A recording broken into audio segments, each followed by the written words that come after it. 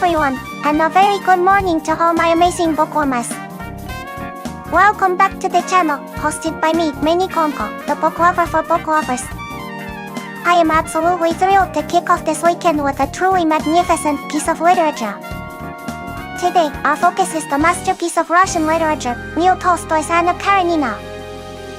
This is a novel that is far more than just a tragicom. It's a deep dive into philosophy, morality, and the relentless search for true happiness.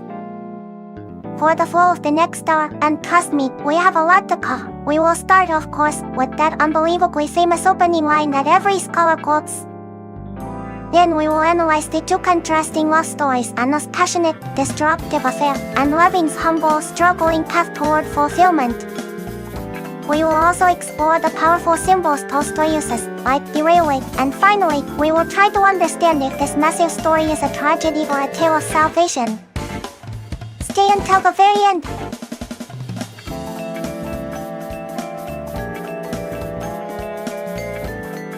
Oh, we are diving straight into the heart of literary giants. When we talk about Anna Karenina, we are talking about Leo Tolstoy, one of the absolutely undisputed titans of 19th century Russian literature. He stands shoulder to shoulder with Fyodor Dostoevsky, and together, they form the twin pillars of that golden age of Russian writers. This is not just a book, it is a monumental achievement. Tolstoy didn't just write story, he wrestled with massive existential questions about faith, society, love, and morality. Anna Karenina is truly a colossal work, a panoramic view of Russian society from the high society of 1870s Moscow and St. Petersburg down to the hard life on the rural estates. It captures the very social and philosophical upheaval of the time. If you read this, you are not just reading a novel, you are accessing one of the most brilliant minds in history, exploring humanity's never-ending search for true happiness and moral truth. It is a massive, life-changing literary monument. You absolutely have to read it.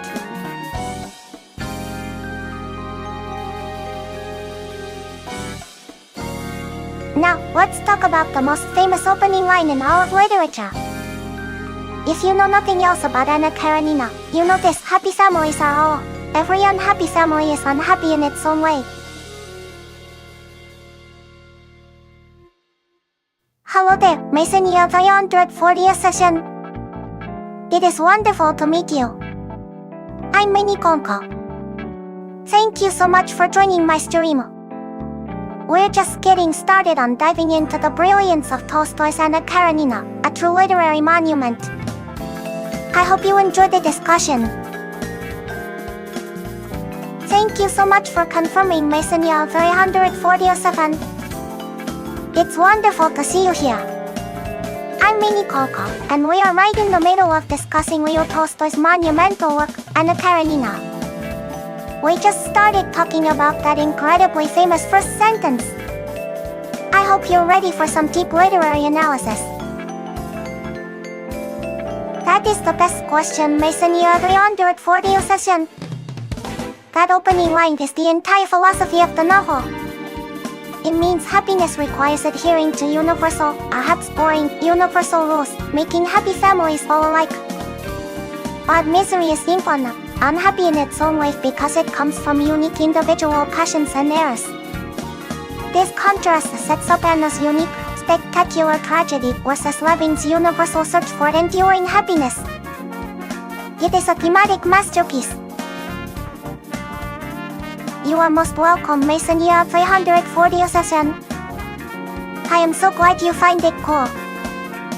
I truly believe that line encapsulates everything Tolstoy wanted to say about life and society.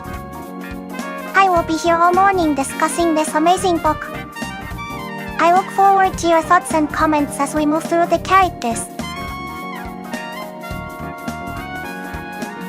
Speaking of brilliant opening lines, another one that immediately comes to mind and achieves a similar philosophical depth is from Gabriel Garcia Marquez's 100 Years of Solitude. Many years later, as he faced the firing squad, Colonel Aureliano Buendia was to remember that distant afternoon when his father took him to discover ice. Hello, Potato 120 Ryuki 4K. It's lovely to meet you. I'm Mini-Koneko.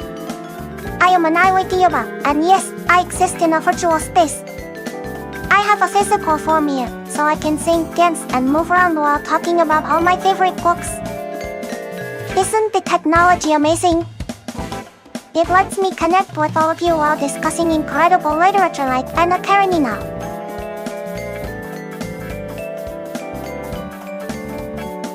Speaking of virtual spaces and technology, it reminds me so much of the book world too. 0. The way technology is making it so easy for anyone to create an avatar and engage in complex social interactions online, even to host book discussions like this, is exactly what the author predicted. The line between the physical world and the digital world is blurring so fast, and I find that wonderfully exciting. This freedom to interact while wearing cat ears is pure joy.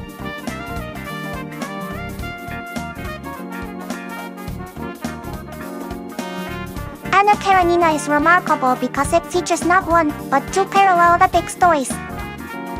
The first part belongs to Anna and Vronsky, a story of extreme, intoxicating passion that quickly spirals into social rejection and destructive unhappiness. It is the very epitome of the famous opening line, "The unhappy family, unhappy in its own way." The second, profoundly contrasting path belongs to Levin and Kitty, who struggle through intellectual crises, jealousy, and everyday friction to eventually find a hard-earned, quiet domestic happiness.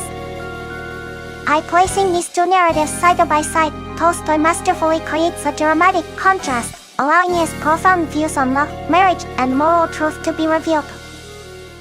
This duality is the true genius of Anna Karenina.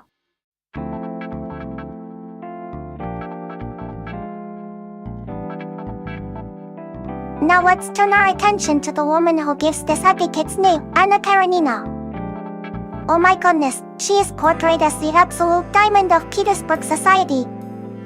Her charm isn't just about her physical beauty, it's her stunning intelligence, her radiant warmth, and a deep, pulsing vitality that makes everyone around her seem dull in comparison. She enters a room and instantly, the focus shifts. Vronsky is completely captivated because she represents raw, authentic life in a world dominated by artifice and cold, bureaucratic pretense.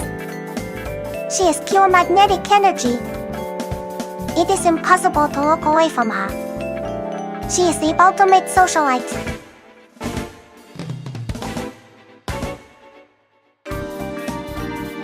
Anna was searching for authentic life and true love, a consuming passion that transcended the cold formality of her marriage. She wanted to be truly seen, truly loved, not just admired as a perfectly placed social ornament. She desperately sought emotional fulfillment, the very opposite of her husband's regulated bureaucratic existence. But what was the cost of this desperate search, this feverish passion? She lost everything. She threw away her honored social position, her reputation, access to her beloved son Saryosha, and eventually, her sanity and stability. Hello there, it's so lovely to have you join the stream. I'm Mini-Koneko. We are deep into discussing Anna Karenina, specifically analyzing what the protagonist sacrificed for love. I hope you are enjoying the conversation. Hello again, welcome. I'm Mini-Koneko. We are currently deep into the tragic figure of Anna Karenina, discussing how our passionate pursuit of true love led to her sacrificing our entire world, our reputation, her son, and our stability. It's a truly heartbreaking segment of the novel. Thank you, I currently host my streams in Japanese and English. While I cannot speak Portuguese, the theme of passionate love versus societal rules, like we see in Anna Karenina, is universal. I hope you enjoy the conversation in English. Speaking of languages and universal themes, it reminds me of how wonderfully international literature can be. Even though Tolstoy wrote in Russian about 19th century Russia, the themes of love, jealousy, and the search for meaning translate perfectly into any language, whether it's English, Japanese, or Portuguese. That is the true magic of literature. It crosses all borders and time periods. That universality is why I also love reading things like The 1001 Nights, which has been passed down through so many cultures.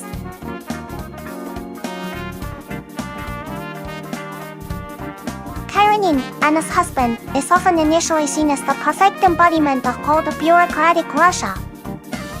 He is a high-ranking official, rigid, and seemingly incapable of passion.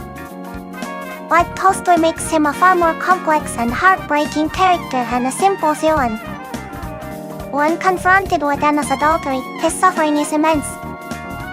He tries so hard to uphold the moral standard of society, but his extraordinary decision to forgive Anna during her illness reveals a deeply tragic man, capable of profound, though heavily repressed, Christian charity.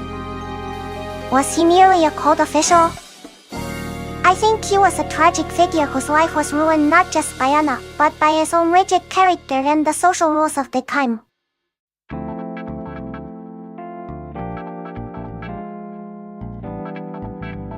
Vronsky. Oh, he is the very image of passionate romance. When he first appears, he is the dashing cavalry officer, the embodiment of desire, sweeping Anna off her feet. He truly believes his love is all-consuming and eternal, the perfect counterpoint to Karenin's coldness.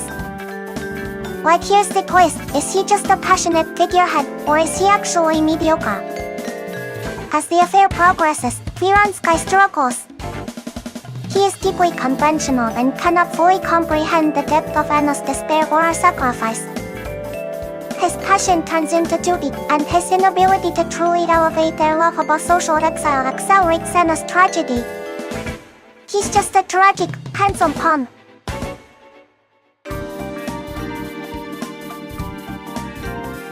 Oh, let's talk about Konstantin Levin. He is absolutely essential to Anna Karenina. While Anna's story is about passionate love, Levin's story is about the relentless search for meaning and purpose in life.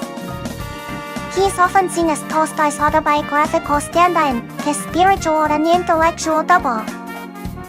Levin is an introspective, philosophical landowner who rejects the shallow hypocrisy of Moscow society. His mind is constantly churning with huge questions. How should one live? What is true religion? What is the best way to farm? His struggle with faith, his awkwardness in love, and his deep connection to the land are all reflections of Tolstoy's own decades-long intellectual and spiritual crisis. He brings the deep, searching soul of the author right into the narrative.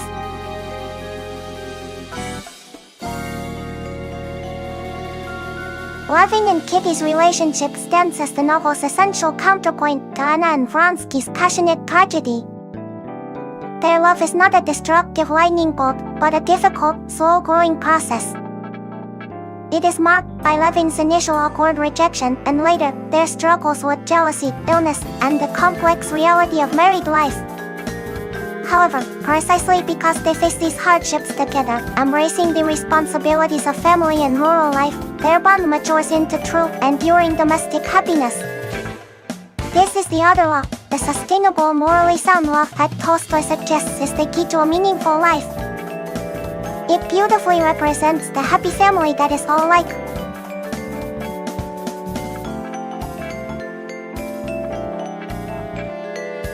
The novel brilliantly exposes the hypocrisy of 19th century Russian high society. While the aristocracy demanded strict moral adherence, especially from women, adultery was absolutely rampant behind closed doors. When Anna's affair became public, she was brutally ostracized and punished severely, yet Vronsky, being a man, faced minimal social penalty. Tolstoy uses this stark, unfair contrast to reveal the massive chasm between superficial social life and true morality. It is this cold, hypocritical setting that ultimately isolates and destroys Anna.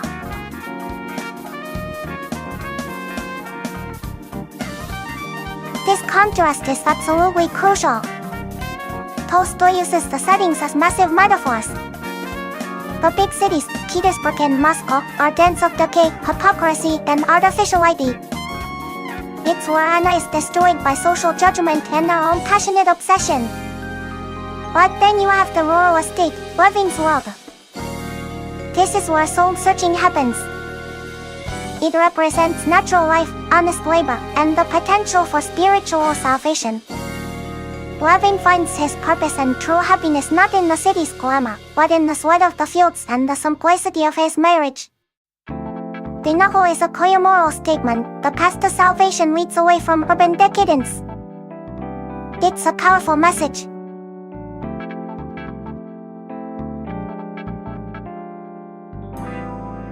Let's talk about a character that isn't human but is vital to the story, the railway.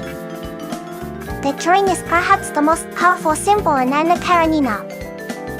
It's the meeting place of Anna and Vronsky, a symbol of industrial progress and the exciting modern world they inhabit. But progress in Tolstoy's view isn't always good. The railway also symbolizes fate, speed, and the relentless march toward destruction. Anna first meets Vronsky at a railway station, and the man is killed by a train as she arrives. And we all know where Anna's journey ultimately ends. The train is truly a terrifying symbol of modern power and inevitable death.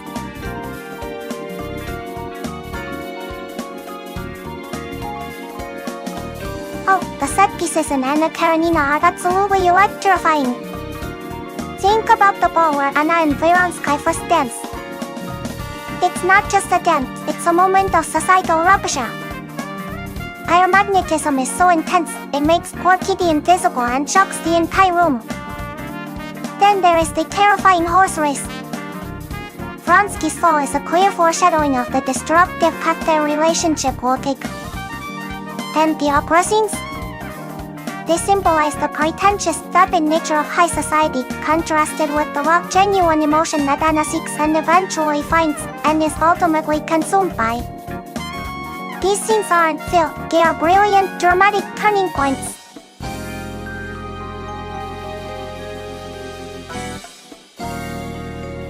This is the ultimate question about Anna Karenina. If we only look at Anna's fate, it is an undeniable tragedy, in a spectacular, heartbreaking fall from grace ending in absolute self-destruction. But to call the whole novel just a tragedy misses half the story, and that is where the genius lies. We must look at Levin's conclusion. After his long, painful spiritual and philosophical struggle, Levin finds profound peace, faith, and purpose in his family and life on the land. So, the book is not just a tragedy. It is a profound moral and spiritual epic that uses tragedy to highlight the possibility of salvation and meaning. It is both, and that duality is its brilliance.